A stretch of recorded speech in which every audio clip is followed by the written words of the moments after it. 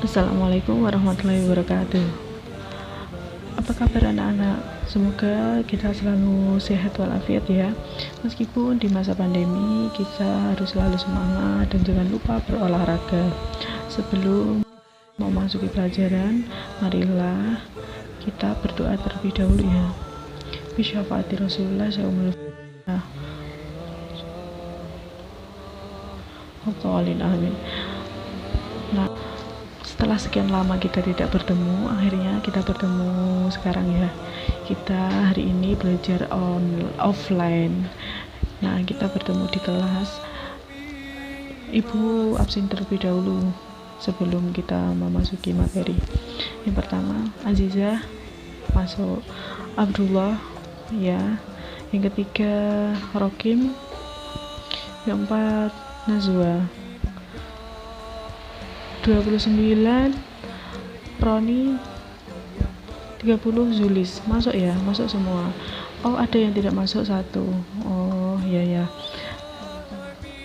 Kita doakan yang tidak masuk itu semoga segera diberikan kesehatan jasmani maupun rohani. Fatihah.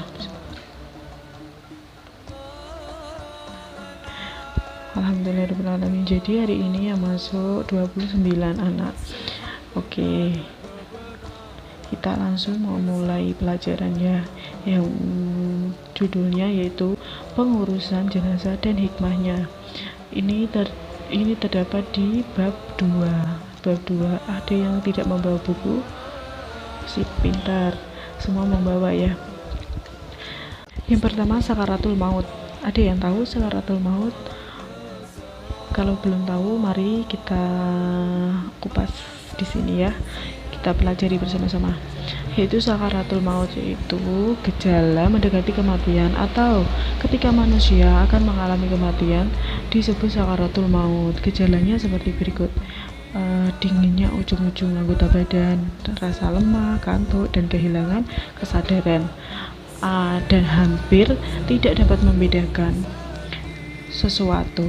Dikarenakan apa? Karena pasokan oksigen yang ada di tubuh dan darah yang mencapai otak itu mengakibatkan dia itu bingung, sehingga dia dalam keadaan delirium. Apa itu delirium? Yaitu gangguan mental yang ditandai dengan ilusi, halusinasi, ketegangan otak, dan juga kegelisahan fisik.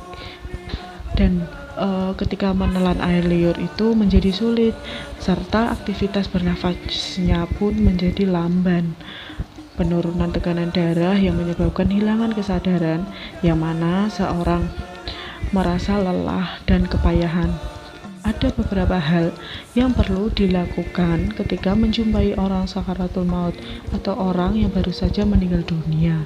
Di antaranya yaitu apabila matanya masih terbuka,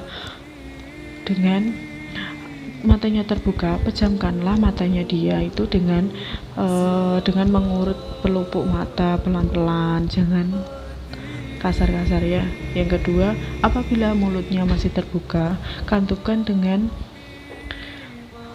tali atau entah itu dengan selendang atau dengan kerudung gitu ya, agar tidak kembali terbuka. Yang ketiga, tutuplah semua tubuh jenazah menggunakan kain yang bersih sebagai penghormatan kepada beliau yang meninggal itu.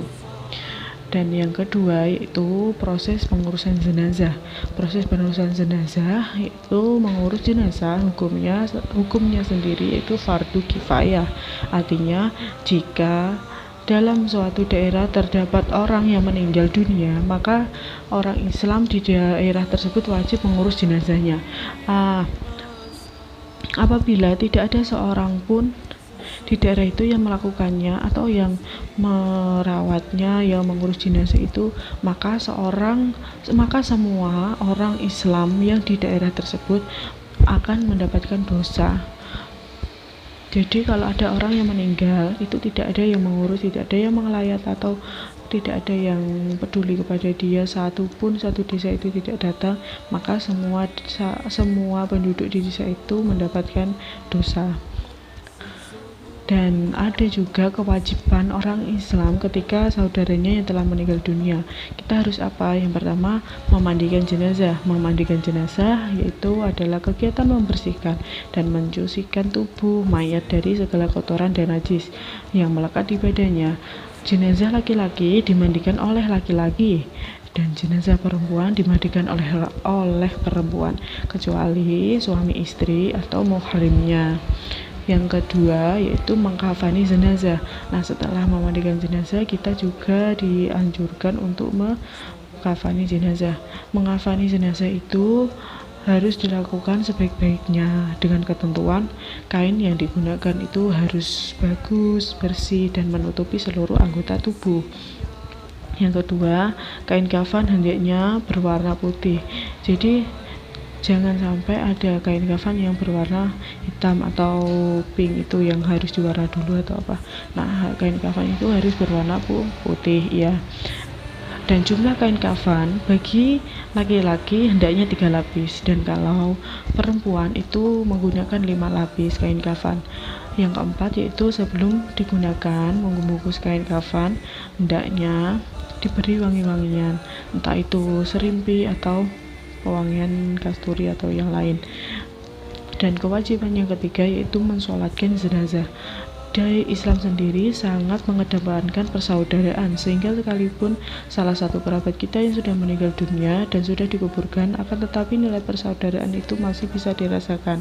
Di antaranya agar orang-orang Islam yang masih hidup memohonkan ampun dan rahmat kepada Allah Subhanahu wa taala bagi yang meninggal dunia. Semua syarat dan wajib syarat sahnya sholat fardu menjadi syarat dalam sholat jenazah, kecuali waktu sholat. Setelah berdiri, kemudian mulai sholat dengan urutan. Yang pertama takbiratul ihram dan niat, membaca al-fatihah, dan takbir kedua membaca sholawat Nabi, dan takbir ketiga membaca doa untuk si mayat, takbir keempat membaca doa kemudian mengucap salam. Nah, jadi seperti itu cara mensolatkan jenazah. Yang keempat, kewajiban kita adalah menguburkan jenazah.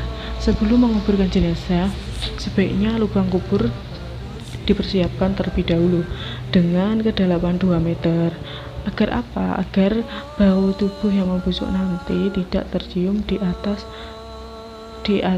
dan untuk menjaga kehormatan sebagai manusia. Selanjutnya, secara perlahan jenazah itu dimasukkan ke dalam kubur dengan dimiringkan ke arah kiblat. Selanjutnya, tali pengikat dari bagian kepala, tangan, dan juga kaki dibuka agar langsung menyentuh dengan tanah. Setelah itu diazani dan diiqomai. Setelah itu lalu dikubur, diberikan tanah. Dan adapun peragaan cara menguburkan jenazah dengan mengikuti petunjuk berikut. Yang pertama, turunkanlah 3 orang ke liang lahat guna menerima jenazah.